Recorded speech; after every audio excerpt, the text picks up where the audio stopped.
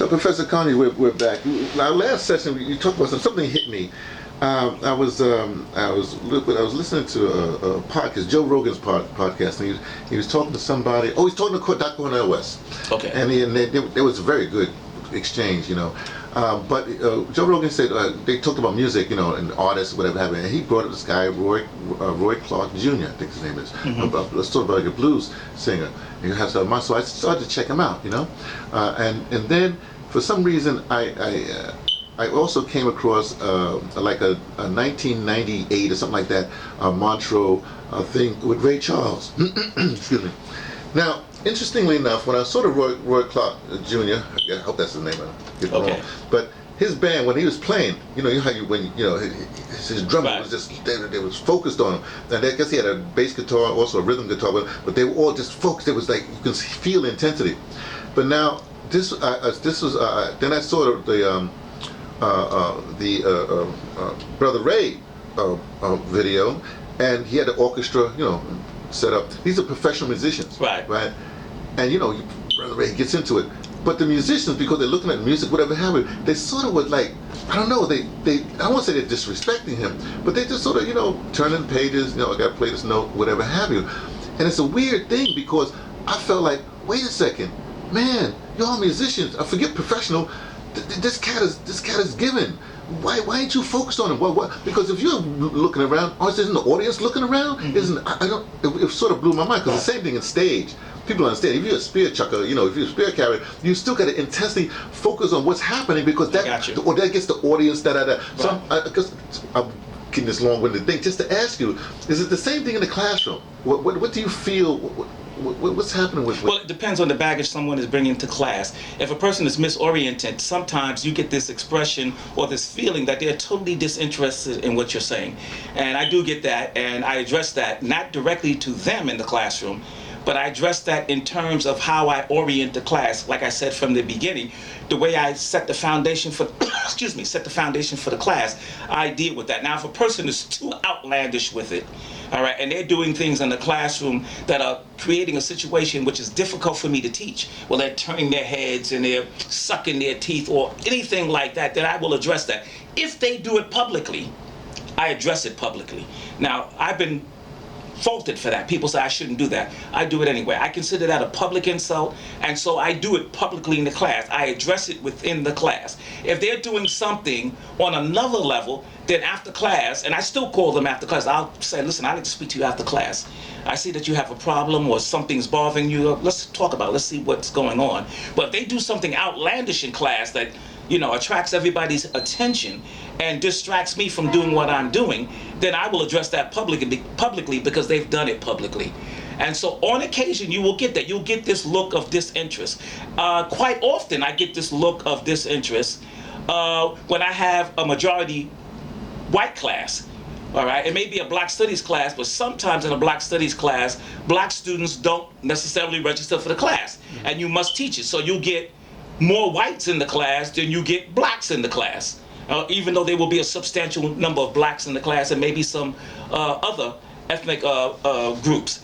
And sometimes I get that from the white students. You know, they'll be looking out the window because it's just there's a sense of that they cannot believe certain things in our history. It's beyond their cultural ability to understand. So many of them cannot accept that Egypt was an African nation. Many can't accept that we had inventors or doctors. It's beyond how they've been taught to see the world. And for that matter, many of us feel that way too. This is why I say, you know, I go through this period of orientation, because this orientation helps me to ground people, and we can argue those little points, and then I can take them apart when they say different things and show them, you know, that they're wrong about that. One of the ways that I do that quite often, when someone presents a really outlandish or unauthoritative, I guess you might say, opinion about something, and you can tell it's non-authoritative because of what they're saying, and based upon your studies, you've already covered those things, and you know what they're saying is not true. I always ask the question, and it works every single time. Can you recommend 3 books or 3 articles I can read to support your opinion? And I can guarantee you, so far in my experience, not a single person has been able to do that. It's really an unauthoritative opinion. quite often, sometimes assumptions, and then people go to great lengths, once you catch them, to rationalize why they've said what they've said. So they make, excuse me, they make up things to support this position that they've presented that is not only not rational, but it's just outlandish in terms of our history. Things that they have been taught or have learned, and they present that in class. And so, once again, when you ask them some very, very direct questions, well, I'll accept your opinion if you can present 3 books or 3 articles I can read to support your opinion. Well, you know, that's the academic way, but it's also supposed to be a journalistic way. Right. Journalists supposed to have 2. I say, anyway, it doesn't matter. Hey, let's step this up a notch. Yeah, we're talking about the classroom right now, but you're tenured. I don't know what you're big time. You're big time. A senior professor, yes. Yeah, something like that. Yeah. Not a senior professor, yeah. Okay, I don't mean I don't want to dish you, but you know, it's just my way. Yeah, I'm tenured. I'm an associate professor of history and Africana studies at Conyers University. And that's New Jersey University. That's in New Jersey, yes. Now, here's the thing. We talked about the students, but what about your institution? What about other people in that mix? I'm talking about other professors, if you will, as well as administrators. As well, I guess there's also a political component beyond that, since it's Canyers State University. State. Okay, so it's formerly Newark State. Oh, okay. So I don't want to go all 3. Yeah, all 3 levels. What happens? Do they pay attention to this? Do they understand this orientation that you've been talking about? Will this? Have you changed, and all the time you've been teaching it, have you changed the machinery yet? I mean, well, there are multiple levels to this, all right? Overall, in my opinion, Canyers University, for that matter, any other university or college, whether it's state, private, or whatever it may be, based upon, as long as I've been doing this, okay, I've been at Canyers 28 years, there's always a reluctance to having a Black Studies program, no matter what the name is, whether it's called Africana Studies, Blacks, whatever the name may be. There's always a reluctance to have that program. That all Black Studies programs, more or less, are direct or indirect threats to European hegemony in the world. They're direct threats because they liberate people's minds, and that's always a direct threat. At Canyers University, in and of itself, it depends on who is in a position of power, what level of antagonism we get from the university.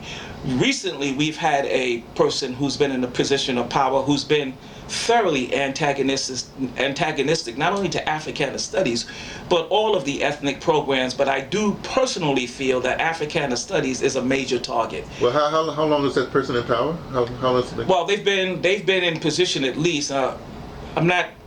I don't remember when they came. Roundabout, I would say 10 years. Okay, fine. Yeah. All right, and it may not even be that. It may be 8, but round about 10 years. And by and large, they've changed a lot of rules. They've totally wiped out any budgetary funds that we might have that we can do effective programming. Not just us, but the other programs too.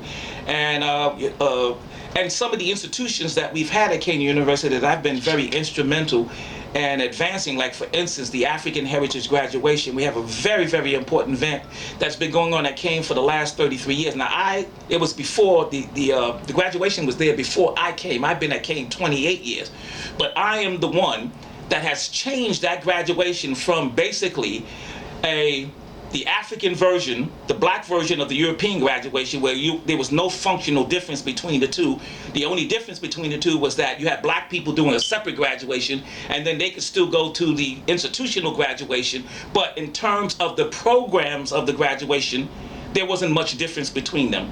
So when I came, I began incrementally putting things into our graduation to make it more in line and conducive with things that were important to African people. For instance, I brought in drummers and dancers that would lead the procession, and I brought in a whole lot of different things to that. I brought in a program inside of the graduation where we salute the ancestors every year. There's a whole bunch of things, and we honor the ancestors every year that we brought into it. Well, this particular provost that we've recently had, more or less saw no value in having the African Heritage graduation at Canyers University, and gave us huge problems for our putting forward the African Heritage graduation this year. After 33 years? After 33 years. And in fact, he even said in a meeting don't we think that the money we're spending on the African Heritage graduation, which is not a whole lot of money, don't we think that the money that we're spending on the African Heritage graduation could be better put to use in some other area for students? That right there was an insult to all African people after 33 years. I wouldn't care if it was 1 year, it would still be an insult to African people. And as I told him, and I'm going to say it on the camera, you don't get to tell us that. That's not your call. That right there is a form of racism. In fact, it's paternal racism and every other kind of racism involved. And that's just but he did tell you that he was in a position of power. However he got there. So what's happening now? I want to know. Well, we had the graduation, but he denied us our graduation speaker. He said our graduation speaker was too divisive to speak. After 33, we've never had a graduation speaker denied. And let me tell you who the graduation speaker was. It was one of the most esteemed clergymen in the New York City area, and in fact, for that matter, on an international level, national and international, Reverend Herbert Daughtry. Oh yeah, I've been to his church when the House of the Lord Church in Brooklyn, yeah, right there on Fulton, right, not Atlantic, yeah, on Atlantic, right. But hey, wow. This person told us that we could not bring the Reverend Herbert Daughtry, who had been at Kane many times. No, I don't want to interrupt you, but the last time I was at his church is Femi Shakur went to her right. a memorial service for her. Right. But he does a lot of community things, and exactly. I guess you would say, politically radical. What I don't want to. Right. Well, let me tell you why. They said that he was involved in the Crown Heights affair that took place about 30 years ago, something like that. So my question was, so what? What was his involvement? The assumption that I'm assuming that they make is that if black people are, I guess you might say, protecting other black people in any shape, form, and fashion against any other group of people, the automatic assumption there is that black people are at fault. The other group of people are not at fault. Black people are at fault. They couldn't answer the question, what was his involvement? But they denied it. And so what we did was, we wrote letters to the president of the university. We wrote letters to politicians in New Jersey, and they eventually reversed the decision. However, at that particular time, since we were so close to the graduation, I brought in another graduation speaker. But I still brought Herbert Daughtry there anyway. And we brought him up on that stage, we gave him an award, and we let him say a few words. And he addressed the controversy. But right there, and listen to this, while they denied Reverend Herbert Daughtry coming to Kane University, they had people there like Jim McGreevey, the disgraced governor of New Jersey. They had people like John Bolton, who's one of Trump's people. They spoke at King University, but Reverend Herbert Daughtry could not. See, these are the inherent contradictions of the university and racial policies of the university that are done with a smile. Well, I'm not just, of course, I'm not of course, but I agree with that.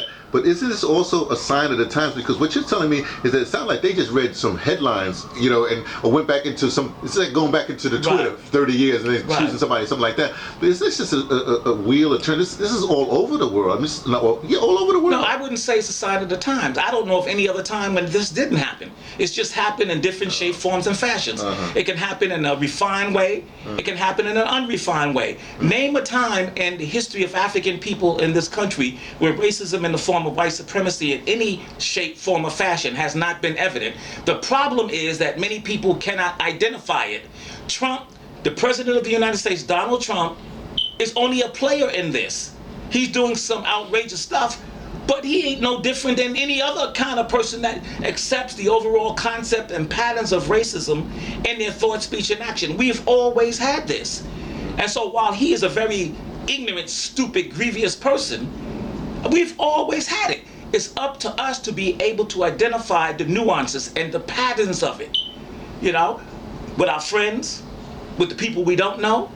Listen closely to what people are saying. I mean, people in academia can tell you that you are not worth a dime using the jargon of academia and make you think they're saying something very nice to you.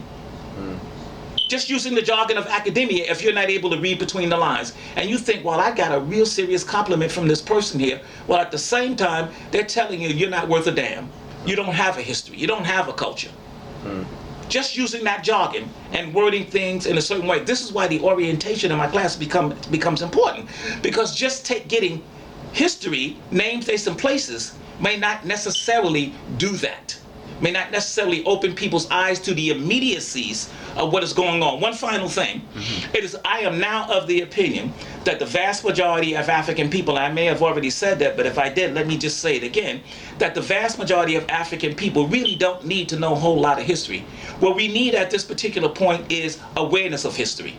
We need to be aware of the greatness of our history. Not that every single person has to know a whole lot of history, but we have to have an awareness of history. That awareness of history helps to galvanize us, helps to pull us together. As much history that we can learn as possible is always welcome and important. But right now, our people are so unaware of our history.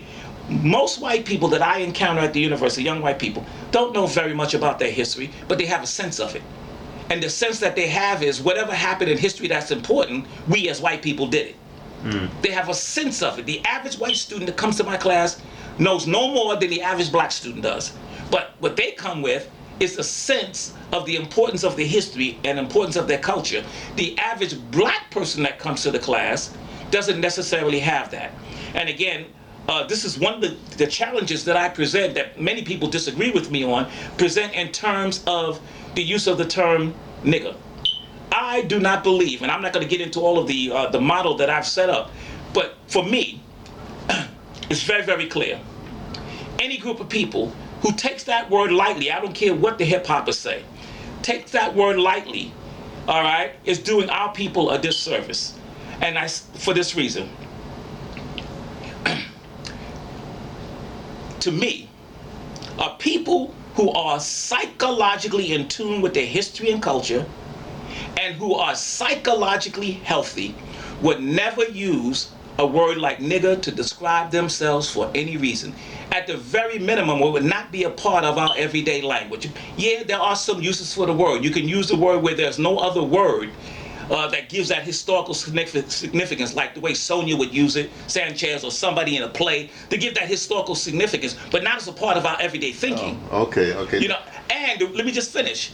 And to me, as I just said, solely, even if we all agreed that the word was okay, solely out of respect to our ancestors who were humiliated with that word, who were beaten, lynched, burned, and raped, solely out of respect to them, we wouldn't want to use that word. Well, I have to get this little caveat, this little teaser. I'm about to go and deal with some of the plays that I wrote a long time ago. And one of the plays I want to present to your college is a play entitled, it comes from two short stories from Henry Dumas. One story is called Double Nigger, right, and the other story is called The Crossing. And the play is called Double Nigger Crossing. So hold on to your hat. But again, those are historical, not as a part of our everyday thinking. I do not believe that the average young black person can say one paragraph without that word. And when I hear it on the street, I cringe. And as long as we are saying that, our enemies know that we have nothing to worry about when it comes to us. They feel comfortable. Yeah. You see? Yeah. Can you imagine having a course in the college called The History of Niggers in America? I've asked students that. Can you imagine having a course that? I mean, you think the word is okay. Can you imagine that? So let's separate the historical uses for it from the everyday use for it. As we begin to not use pejoratives to describe it, Dr. Malefi Asante calls it the breakdown, the breakthrough process, language liberation. As we liberate our language, we liberate our minds. And so one of the ways that we liberate our minds is not using the terminology that they use for us. I understand why we started using it. I understand the role of very prominent black entertainers and putting the word forward and making it acceptable to us. I understand all of that. But what I'm saying as a scholar is, out of respect to our ancestors, all right, let's not use that word. If for that reason alone. I wanted to stop, but I have to give it another point. Not my point of view exactly. Right. I've wrestled with I've talked a lot about this to other people, including Paul Carter Harrison and a bunch of other people. Right. And one of the things is like, isn't that a state? In other words, what's happened? We've accepted. We've almost we've washed ourselves so much in that. Are we in that state? In other words, isn't it an accurate description of this? It's a niggardly state that we're in. No matter how we got into that state, you know, through centuries or whatever have you. Right. And how are you going to liberate? You can change the word, but we're still in that state. Even if they change the word on the street, That's correct. we're still in that state. Right. So what I'm talking about is the changing of behavior. Part of changing the behavior is removing pejoratives from our language, and that helps us to liberate ourselves. I am not in that state. And so if I'm not in that state, right. and you are not in that state, and Dr. Ben and Dr. Clark and Dr. Marimba Ani and James Small and Lynn Jeffries and all of us are not in that state, they don't need to be in that state. Absolutely right. I actually don't use the word, but I Right. hear you. I hear you. You know, even when the last poets used the word, all right, it was at a time when the word was not being said like it is now, and they were putting forward a message. And what they were really saying, at least in my interpretation and opinion, even though they were using the word, they were using the word in such a way to tell us that's not how we should be. Okay. You know? Yes. See, when they said niggas are scared of revolution and niggas shouldn't be scared of revolution, so all revolution is change and all niggas do is change, they were telling us not to be niggas. But that ain't how it's being said.